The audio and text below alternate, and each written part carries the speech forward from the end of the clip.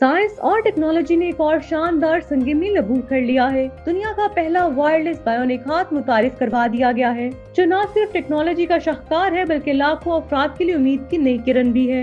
ये जदीद तरीन बायोनिक हाथ मुकम्मल तौर पर वायरलेस है, जिसकी बदौलत मरीजों को तारों और भारी आलात के झंझट से निजात मिल गई है। इसकी सबसे बड़ी खूबी ये है कि ये हाथ इंसानी दिमाग और असाब के सिग्नल्स को समझकर बिल्कुल फितरी अंदाज में हरकत करता है। चाहे किसी चीज को उठाना हो, पकड़ना हो या बारीक और नाजुक काम करना हो, ये बायोनिक हाथ अपनी गैर मामूली दुरुस्तगी और रफ्तार से सब कुछ मुमकिन बना देता है। माहिरीन के मुताबिक इस बायोनिक हाथ में जदीद सेंसर्स लगाए गए हैं, जो सारिफ के इशारों को फौरी तौर पर पढ़कर हरकत में बदल देते हैं। इसके अलावा ये हाथ हल्का फुल्का, मजबूत और ज़ाहिरी तौर पर भी फितरी हाथ जैसा दिखाई देता है। सबसे बढ़कर ये इजाद सिर्फ एक आला नहीं बल्कि लाखों माजूर अफराद के लिए आजादी, खुद एतमादी और एक नई जिंदगी का तोहफा है।